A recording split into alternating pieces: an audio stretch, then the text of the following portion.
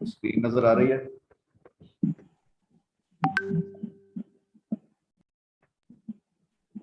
नहीं सर, अभी शेयर नहीं हुई। जी सर, हो गई स्टार्ट। ये लीबॉफ की बुक आगे कर सकते हैं। 1 मिनट जस्ट वेट करें।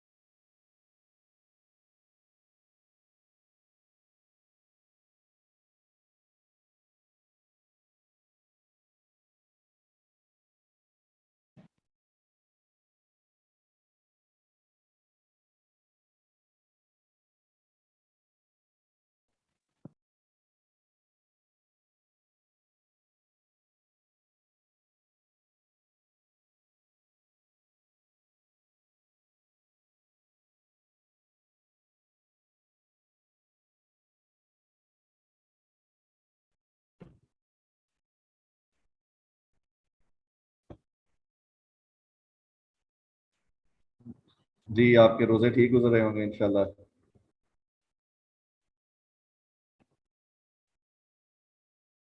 आवाज आ रही है आप सबको?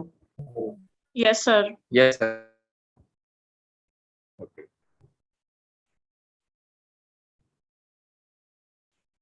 ये हमने क्लास में डिस्कस किया था ना, स्टैंडिंग, ये जो 2 πr is equal to n lambda de Broglie wavelength की वजह से जो मैटर वेव बनती है वो that provides stability to the atomic orbits, which confirm, जिसका मतलब है कि इलेक्ट्रॉन की ड्यूअल नेचर हो तो एटम स्टेबल हो सकता है। याद है सबको? जी सर। एडवाइजर ने हमें बुलाना है, देखना। ठीक है, ओके। Recording in progress. तो हम ये डिस्कस कर रहे थे डेविसन एंड जर्मर एक्सपेरिमेंट। ये फिगर 2.12 में reflection of plane waves from lattice दिया हुआ है, और ये कंडीशन फॉर कंस्ट्रक्टिव इंटरफेरेंस क्या होती है कि जब दो यानी इन फेज जब वेव्स हो जाती हैं, और इसमें जो इंटरप्लेनर स्पेसिंग है वो ए से यहाँ शो किया हुआ है, जिसको हम आमतौर पर लेक्चर्स के दौरान आमतौर पर हम डी से शो करते रहे हैं। तो ये जिस वक्त इनकमिंग इलेक्ट्रॉन्स की वेवलेंथ, अगर वो वेव लाइक बिहेव कर रहे हैं, तो अगर इनकमिंग इलेक्ट्रॉन्स की वेवलेंथ इस इंटरप्लेनर स्पेसिंग के ऑर्डर की हो जाए, तो उस सूरत में डाइफ्रैक्शन होती है, और फिर हमें वो पैटर्न मिलता है जो वेव नेचर ऑफ इलेक्ट्रॉन को शो करता है, यानी इंटरफेरेंस पैटर्न। ये उसकी कंडीशन यहाँ लिखी हुई है कि एक्चुअल एक्सपेरिमेंट में 200 इलेक्ट्रॉन वोल्ट की एनर्जी वाले इलेक्ट्रॉन्स को निकल क्रिस्टल से, जिनकी इंटरप्लेनर स्पेसिंग 3.5 एंगस्ट्रॉम यूनिट के बराबर की होती है, 3.52, तो इस एनर्जी के ऊपर इंटरफेरेंस पैटर्न ऑब्जर्व किया गया, जिसको हम एक्चुअली डाइफ्लेक्शन पैटर्न का नाम भी देते हैं, क्योंकि वो डाइफ्लेक्शन की वजह से बन रहा होता है, और इसकी reason periodicity of the structure होती है। तो ये जो एक्सपेरिमेंट था, Davisson and Germer experiment, that became the turning point of human thought, जिससे डी ब्रॉगली वेव जब हो गई, ये पता चल गया कि everything has a dual nature. तो इस एक्सपेरिमेंट के बारे में हमने एक डिस्कशन ये की थी कि ये देखिए, फर्ज करें कि ये हमारे पास एक एक्सिस है जिसके ऊपर ये इलेक्ट्रॉन ने आकर स्ट्राइक करना है। तो अगर हम इस एक्सपेरिमेंट को परफॉर्म करें, तो सिंगल इलेक्ट्रॉन जो है वो तो किसी भी जगह पर आकर स्ट्राइक कर सकता है, लेकिन जब हम एक लार्ज नंबर ऑफ इलेक्ट्रॉन्स की मदद से ये एक्सपेरिमेंट करेंगे, तो ये एक पर्टिकुलर डिस्ट्रीब्यूशन को फॉलो करना शुरू कर देते हैं, जैसा कि ये डी पार्ट वाली फिगर में आपको नजर आ रहा है। तो इसका मतलब ये हुआ कि अगर हम एक एक्सपेरिमेंट परफॉर्म करें जो लार्ज नंबर ऑफ इलेक्ट्रॉन्स के साथ हो, तो फिर ये हमारा जो पैटर्न बनता है वो एक पर्टिकुलर डिस्ट्रीब्यूशन पैटर्न बन जाता है। इस डिस्ट्रीब्यूशन पैटर्न के अंदर इलेक्ट्रॉन्स की तमाम इंफॉर्मेशन हिडन होती है। तो मैक्स बॉर्न ने 1927 में इसके बारे में एक हाइपोथेसिस दिया था, जिसमें उसने ये कहा था कि क्वांटम मैकेनिकल पार्टिकल्स को, जैसे ये double when discussing the double slit wave diffraction experiment और डेविसन एंड जर्मर में हमने देखा था कि ये जो फंक्शन है जो यानी उसको वेरिएशन को शो कर रहा है, इसे हम एम्पलीट्यूड फंक्शन साई का नाम देते हैं। और जब हम साई मॉड स्क्वायर लेते हैं तो वो हमें प्रोबेबिलिटी डेंसिटी बताता है of finding the particle in a reason.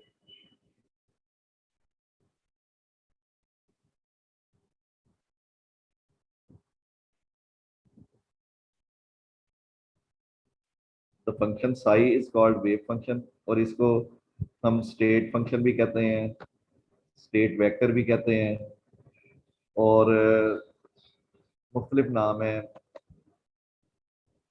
State cats के नाम से भी बाद में हम इसको रिप्रेजेंट करेंगे जब हम डिराक नोटेशन पढ़ेंगे। तो ये state function, wave function, state cats, ये सारी ये वेव फंक्शन, इसको साई को हम कहते हैं। और साई क्या है? साई एक ऐसा फंक्शन है जिसमें क्वांटम मैकेनिकल पार्टिकल्स की तमाम पॉसिबल इंफॉर्मेशन जो हमें मिल सकती है वो उसके अंदर हिडन है। वो हिडन इंफॉर्मेशन के मुख्तलिफ हिस्से हैं। पहला पार्ट उसका ये है कि अगर हमने ये इंफॉर्मेशन एक्सट्रैक्ट करनी है तो psi mod square gives the probability density of finding the particle in a region. So this was the postulate given by Max Planck. Oh, sorry, Max Born. अब जहां पर साई मॉड स्क्वायर की value large आएगी वहां पर probability of finding the particle भी ज्यादा होगी, और जहां पर साई मॉड स्क्वायर की वैल्यू स्मॉल आएगी वहां पर पार्टिकल की एग्जिस्टेंस की प्रोबेबिलिटी भी कम होगी।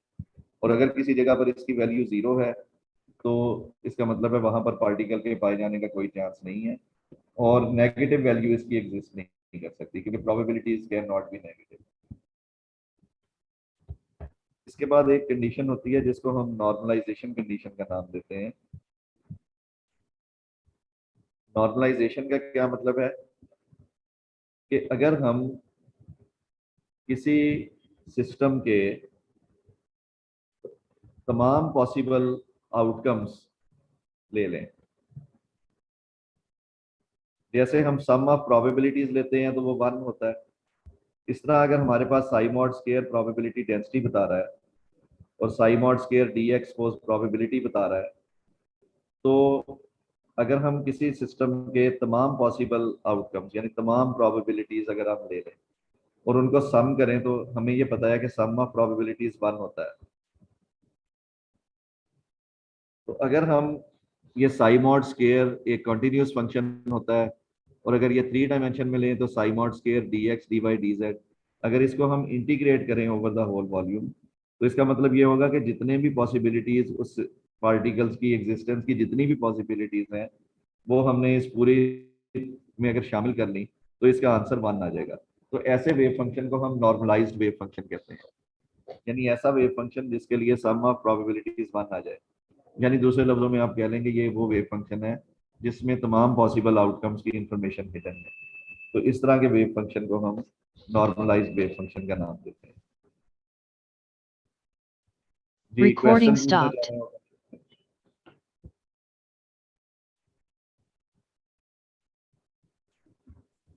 सर ये जो साई है क्या कोई साई दोबारा जरा बताएं, समझ नहीं आई। साई क्या? जैसे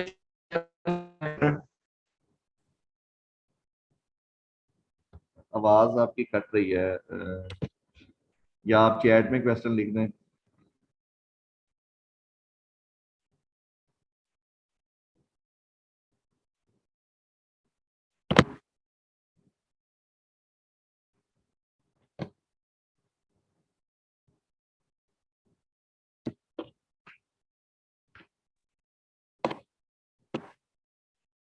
चले मैं आपको wave function Recording in wave function progress. क्या है? वेव फंक्शन एक ऐसा फंक्शन है जिसके मॉडुलस का स्क्वायर, जब आप उसका स्क्वायर लेते हैं तो वो हमें प्रोबेबिलिटी डेंसिटी बताता है, probability density of locating. Wave function itself जो है ये कोई इसकी फिजिकल सिग्निफिकेंस नहीं है, क्योंकि प्रोबेबिलिटी और इसका जो स्क्वायर है उसकी फिजिकल सिग्निफिकेंस है। और स्क्वायर क्या बताता है? ये सिर्फ बताता है कि कितना इम्कान है वहां पाए जाने का किसी ऑब्जेक्ट। तो जब हम साई मॉड स्क्वायर लेते हैं तो वो सिर्फ प्रोबेबिलिटी बता रहा होता है। अब प्रोबेबिलिटी को आप फिजिकली क्या कह सकते हैं, यानी अगर आपके पास फर्ज करें 100 टोटल ऑब्जेक्ट्स हैं तो उनमें से कितने ऑब्जेक्ट्स की किसी जगह पर एग्जिस्ट करने का चांस है, so that is called probability. तो psi mod square just probability बता रहा है कि टोटल में से कितना परसेंट वहां आएगा। यानी अगर आप इसको परसेंट में कन्वर्ट कर दें तो अगर किसी जगह पर किसी रीजन में किसी सिस्टम के कॉन्स्टिट्यूएंट्स के पाए जाने का चांस 100% है तो सम ऑफ प्रोबेबिलिटीज वहां पर 1 आ जाएगा।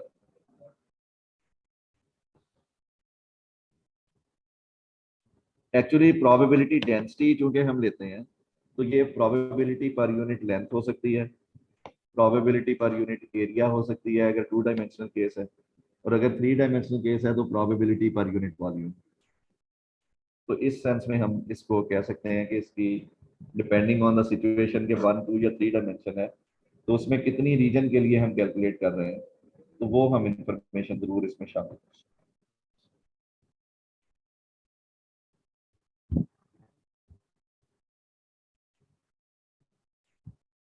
क्लियर हो गया? ओके। अब ये एग्जांपल है कि इन्होंने दी हुई है यहाँ पर, ये अगर आप 2.38 इक्वेशन देखें तो इसमें एक वेव फंक्शन दिया हुआ है। अब ये वेव फंक्शन कहाँ से आया है वो अभी क्वेश्चन नहीं है, यानी उसकी अभी we are not interested in कि ये कहाँ से आया है। हम सिर्फ ये देखना चाह रहे हैं कि नॉर्मलाइजेशन से क्या मुराद है और नॉर्मलाइज्ड वेव फंक्शन क्या होता है। तो साई एक वेव फंक्शन है जो जिसमें एक कांस्टेंट है a exponential iota omega t into exponential minus x square over 2a square.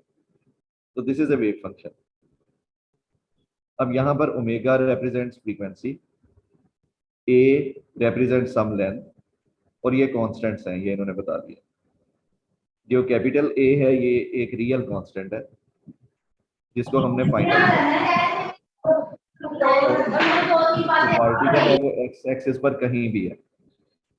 जब हम कहते हैं कि एक्स एक्सिस के ऊपर कहीं भी पार्टिकल हो सकता है तो इसका मतलब ये है कि ये माइनस इंफिनिटी से लेकर प्लस इंफिनिटी तक किसी भी जगह पर एग्जिस्ट कर सकता है।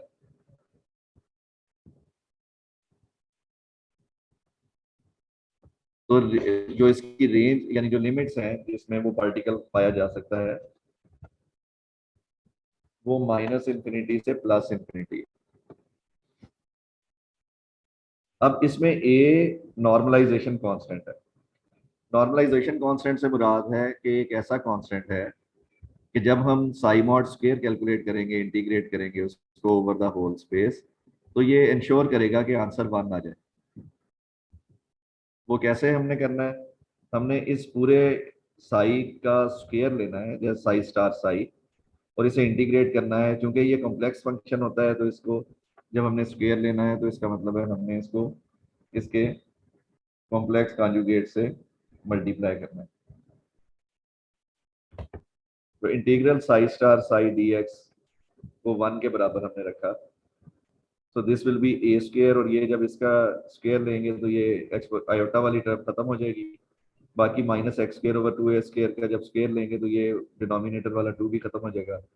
So this will be the result. तो इसमें से ए स्क्वायर हम बाहर निकालें और बाकी ये जो बन रहा है इसको हम एक्सपोनेंशियल माइनस ईटा स्क्वायर एक इंटीग्रल बन जाता है स्टैंडर्ड, जिसका आंसर होता है under root pi by alpha. तो यहाँ पर exponential minus alpha eta square इसको बोलते हैं, यहाँ अल्फा की वैल्यू 1 है तो ये अंडर रूट पाई आ जाएगा। So this means k 1 is equal to a square into a into under root of pi. अब इसमें ये जो ईटा है इसको जिसको हमने एक्स ओवर ए का बराबर रखा है, so it is a non dimensional variable. Non dimensional इसलिए कि एक्स की और ए की डायमेंशन सेम है, दोनों लेंथ को जाहिर कर रहे हैं। तो यहाँ से हमारे पास ए कैपिटल ए का आंसर आ गया 1। ये जब आप सॉल्व करके हाथ से करेंगे you will find it very easily कि ये हमारे पास आंसर आ गया, जिसको नॉर्मलाइजेशन कांस्टेंट बोलते हैं। इसका मतलब ये है कि अगर ये वैल्यू हो ए की तो इस वेव फंक्शन के साथ हम ए की ये वैल्यू लगाएं तो जो वेव फंक्शन हमें मिलेगा that will be a normalised wave function. Normalised wave function का मतलब क्या है कि integral psi mod square dx over the whole region will be equal to 1। जैसे हम स्टैटिस्टिक्स में कहते हैं कि sum of all the probabilities 1 होता है, ऐसे वेव फंक्शन के लिहाज से हम ये कहते हैं कि sum of all the probabilities 1 होता है। इंटीग्रल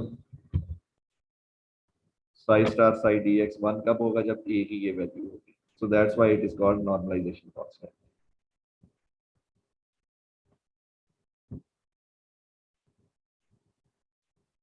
जी इसमें कोई क्वेश्चन तो नहीं है आपका?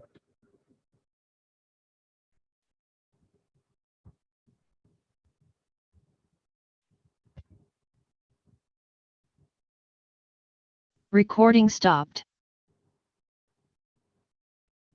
हाँ जी, यहाँ तक कोई क्वेश्चन नहीं है तो फिर हम नेक्स्ट आर्टिकल पढ़ते हैं।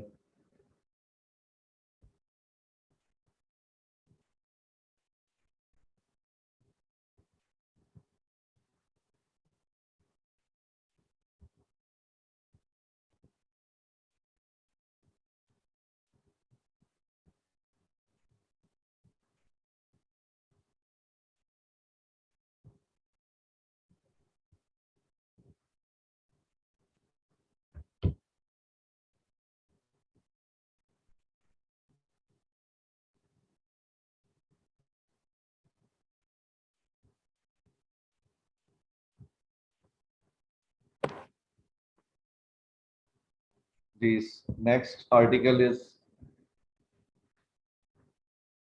2.7 जिसमें हाइजेनबर्ग अनसर्टेनिटी प्रिंसिपल हमने पढ़ना है। और इसको इन्होंने जैसे लिखा है कि the work of Heisenberg uncertainty as a cornerstone of natural law. Recording in progress. तो अनसर्टेनिटी प्रिंसिपल ने एक हमारी जो सोच है, जो ह्यूमन थॉट है, उसमें एक बेसिक चेंज प्रोड्यूस की। यहाँ पर अगर आप पढ़ें देखें, it is an essential feature of Newton second law that given the initial coordinates and velocity of a particle and knowing all the forces, the orbit r is uniquely determined। यानी अगर किसी ऑब्जेक्ट के ऊपर उसके initial coordinates हमें पता है, उसकी वेलोसिटीज पता है और उसके ऊपर लगने वाली फोर्सेस हमें पता है, तो हम उसकी फाइनल पोजीशन को एग्जैक्टली डिटरमिन कर सकते हैं और यूनिक होगी वो उस पार्टिकल के लिए। अब ये सिस्टम ऑफ पार्टिकल्स के ऊपर भी होल्ड होनी चाहिए। तो लैप्लास ने 18वीं सेंचुरी में एक राय दी थी। उसने कहा था कि जो क्योंकि जो जितनी भी कायनात है ये उन बॉडीज पर मुश्तमिल है जो स्पेस में मूव कर रही हैं और न्यूटन लॉज को ओबे कर रही हैं, तो we can determine the future of the whole universe accurately.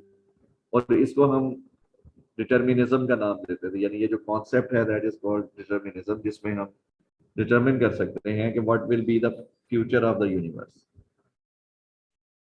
लेकिन जब ये हाइजेनबर्ग अनसर्टेनिटी प्रिंसिपल आया तो इसने वो वॉल्स ऑफ डिटर्मिनेशन को शैटर किया। और उसने बताया कि जो पोजीशन और मोमेंटम है वो साइमल्टेनियसली एक्यूरेसी के साथ फाइंड आउट नहीं किया जा सकता। और फॉर एग्जांपल अगर इलेक्ट्रॉन के साथ हम एक एक्सपेरिमेंट करें बहुत दफ़ा, तो हमें नहीं पता होगा कि वो हर दफा इलेक्ट्रॉन जो है वो किस जगह जाकर मूव करेगा। जैसे हम डबल स्लिट एक्सपेरिमेंट के लिए हम अगर डिस्कस करें कि डबल स्लिट हो और उसमें से इलेक्ट्रॉन मूव करता हुआ जा रहा है, तो अब हमें नहीं पता चलेगा कि वो स्क्रीन के ऊपर ये कहाँ जाकर टकराएगा। सिंगल इलेक्ट्रॉन का पाथ तो हम ऑब्जर्व कर सकते हैं कि ये कहाँ पर जा रहा है, लेकिन नेक्स्ट इलेक्ट्रॉन को हम प्रिडिक्ट नहीं कर सकते कि ये हम नेक्स्ट इलेक्ट्रॉन के बारे में डिटरमिन नहीं कर सकते कि ये कहाँ जाकर टकराएगा। प्रिडिक्ट हम कर सकते हैं कि ये पूरा जो इंटेंसिटी पैटर्न बनना है इस प्रोबेबिलिटी के लिहाज से कहीं स्ट्राइक होगा, लेकिन हम डिटरमिन नहीं कर सकते कि एग्जैक्टली किस जगह जाकर स्ट्राइक करेगा। अब ये जो है कि इलेक्ट्रॉन की पोजीशन और मोमेंटम को साइमल्टेनियसली हम एक्यूरेसी के साथ मेजर नहीं कर सकते, जो हाइजेनबर्ग अनसर्टेनिटी प्रिंसिपल कहलाता है, इसने क्वांटिटेटिव मेजरमेंट के ऊपर यानी हमारे ऊपर एक लिमिटेशंस इंपोज कर दी। तो अब हम क्या करते हैं, जब भी हमने कोई मेजरमेंट करनी है तो हम फिर एवरेज वैल्यूज लेते हैं, यानी अगर बार बार एक्सपेरिमेंट परफॉर्म किया जाए तो उनका एवरेज रिजल्ट क्या आएगा।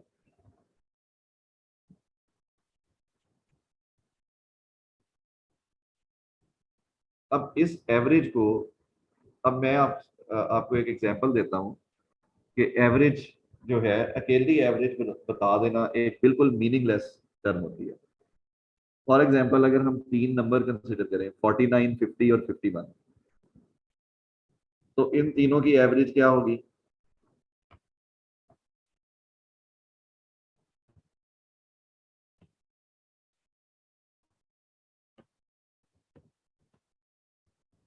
जी, इन तीनों की एवरेज क्या होगी।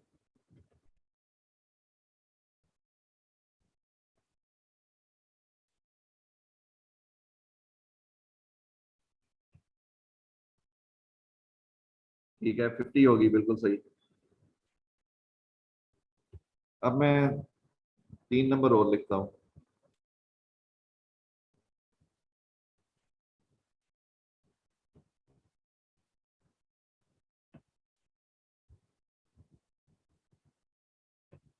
इसकी एवरेज क्या होगी।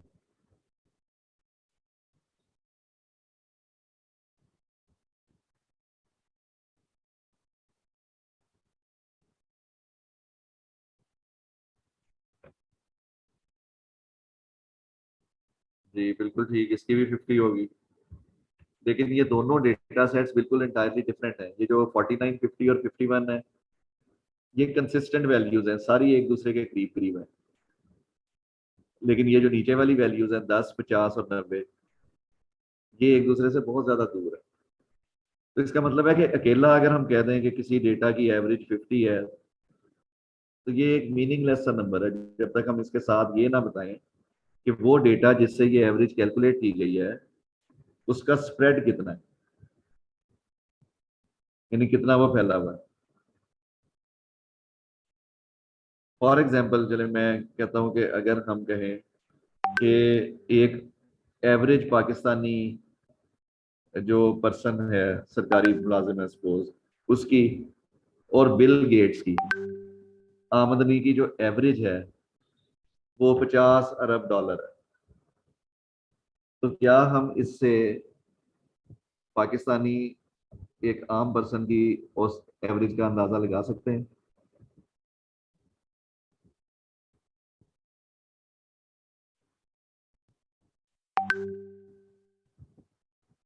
यकीनन नहीं लगा सकते। तो इसका मतलब है कि एवरेज अकेली बताना जो है वो कोई एक मीनिंगलेस है, उसका कोई उससे हम कोई इंफ्रेंस हासिल नहीं कर सकते।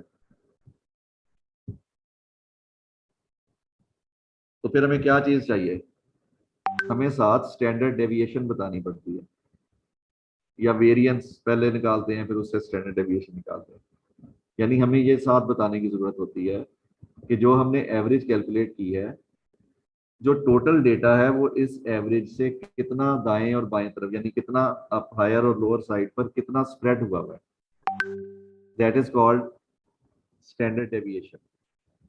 या वेरिएंस आप कह लेंगे, वेरिएंस होती है जब उसका अंडर रूट ले लेते हैं तो स्टैंडर्ड डेविएशन बन जाती है। तो जितनी स्टैंडर्ड डेविएशन, इन दोनों डेटा सेट्स में से किसकी स्टैंडर्ड डेविएशन कम होगी, डेटा सेट 1 की या डेटा सेट 2 की। 1 ये वाला है 49, 50, 51 और 2 ये है 10, 50 और 90 वाला।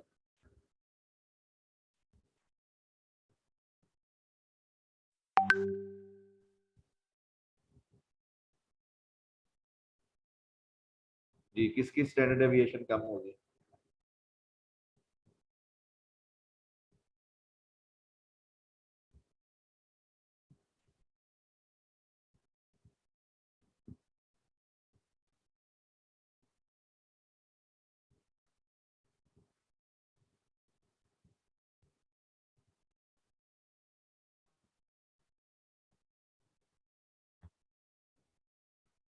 ठीक है, तो इसका मतलब है कि जिसमें स्प्रेड कम है, स्टैंडर्ड डेविएशन जो मीन पोजीशन के ज्यादा करीब करीब वैल्यूज हैं उसकी स्टैंडर्ड डेविएशन कम होती है, जिसमें मीन से ज्यादा दूर तक वैल्यूज गई हैं उसकी स्टैंडर्ड डेविएशन ज्यादा होती है।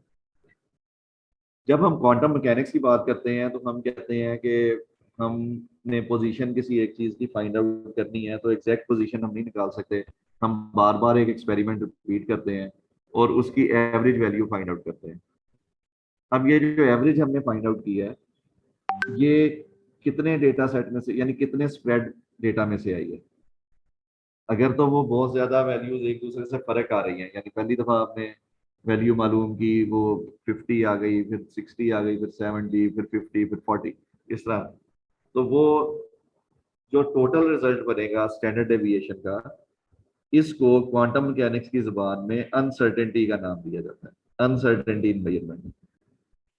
तो जो स्टैटिस्टिक्स में स्टैंडर्ड डेविएशन है, क्वांटम मैकेनिक्स में उसी को अनसर्टेनिटी इन मेजरमेंट का नाम दिया जाता है, और ये ऐसे जाहिर करते हैं, डेल्टा एक्स है।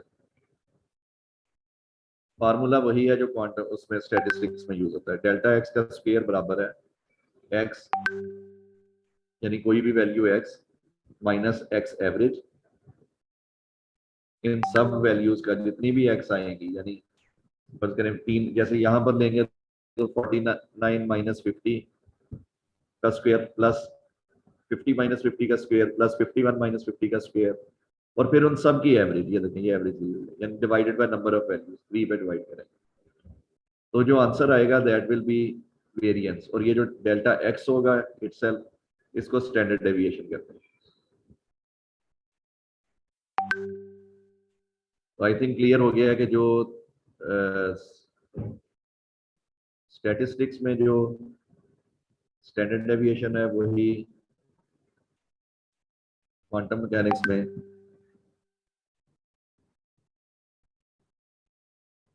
अनसर्टेनिटी है।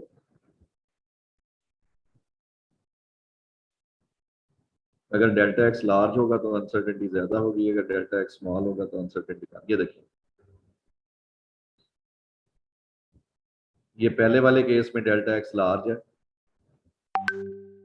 और दूसरे वाले केस में डेल्टा एक्स स्मॉल है। ये एवरेज वैल्यू दोनों में सेम है। इस पहले ए फिगर में ये डेटा की डिफरेंट वैल्यूज दिखाई गई हैं और बी में डिफरेंट है। तो इस तरह ये जो डेल्टा एक्स यानी पोजीशन की मेजरमेंट में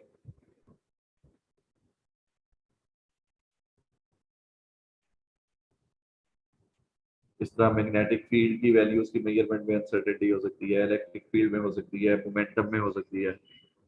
तो हाइजेनबर्ग ने ये कहा कि हाइजेनबर्ग अनसर्टेनिटी प्रिंसिपल जो है फॉर मोमेंटम एंड पोजीशन, ये delta p delta x is greater than और equal to h cut, this is the uncertainty principle. और इनको कॉम्प्लीमेंट्री वेरिएबल्स कहा जाता है, ऐसे वेरिएबल्स जो अनसर्टेनिटी प्रिंसिपल को फुलफिल करते हैं, इसको कॉम्प्लीमेंट्री वेरिएबल का नाम दिया जाता है।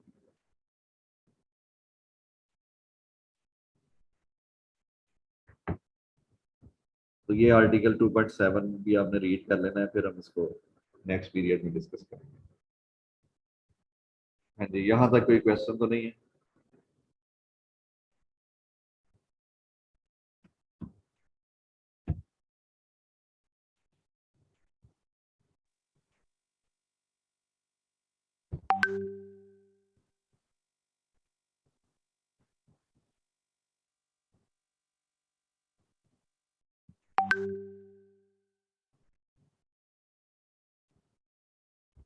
Recording stopped.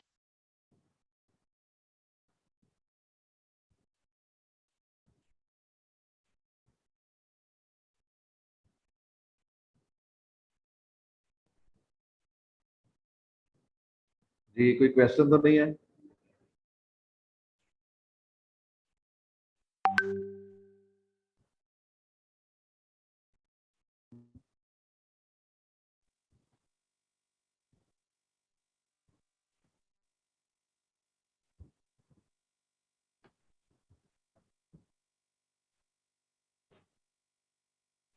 पोजीशन और मोमेंटम सेम टाइम पर एग्जिस्ट कर सकते हैं, कर रहे होते हैं, हम मेजर नहीं कर सकते उनको एक्यूरेटली, क्योंकि हमारे पास मेजर करने के लिए जो ऑब्जर्व करने के लिए जो सोर्स है वो रोशनी है, लाइट। लाइट की वेवलेंथ जितनी स्मॉल करेंगे उतना अनसर्टेनिटी इन पोजीशन कम होती जाएगी। लेकिन वो डी ब्रॉगलीज हाइपोथेसिस के मुताबिक P is equal to h over lambda है। तो अगर हम लैम्डा को स्मॉल करेंगे ताकि अनसर्टेनिटी इन पोजीशन कम हो जाए, तो मोमेंटम जो P है वो बढ़ जाएगा, तो मोमेंटम की अनसर्टेनिटी इंक्रीज हो जाएगी। तो इस तरह अगर हम लैम्डा को इंक्रीज करेंगे तो मोमेंटम की अनसर्टेनिटी कम हो जाएगी, लैम्डा इंक्रीज होगा तो अनसर्टेनिटी इन पोजीशन बढ़ जाएगी। तो एक टाइम में एक चीज को हम कर सकते हैं, एक चीज को कम करते हैं तो दूसरी ऑटोमेटिकली उसके साथ इंक्रीज हो जाती है। क्लियर?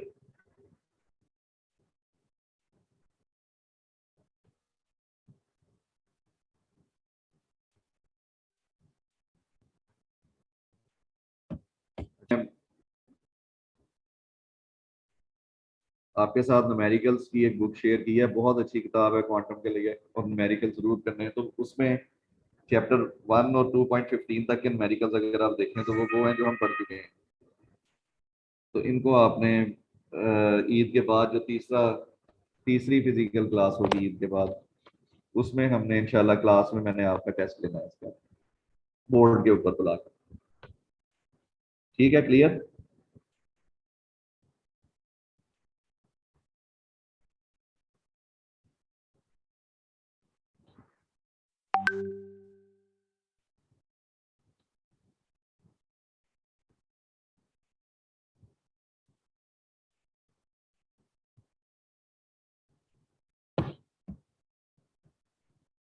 चलें ठीक है, फिर क्लास का टाइम खत्म हो गया है, तो अब कल इंशाल्लाह क्लास होगी। और जो ये जो इवनिंग के स्टूडेंट्स हैं ये भी कल मॉर्निंग में ये क्लास पढ़ेंगे, क्योंकि जो मंडे की मिस हुई थी वो कल फिर इनके साथ आप पढ़ लें।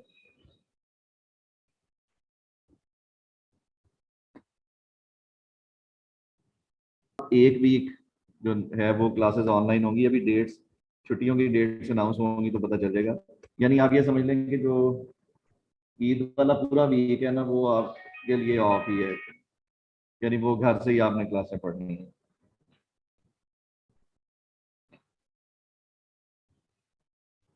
ओके जी, अल्लाह हाफिज।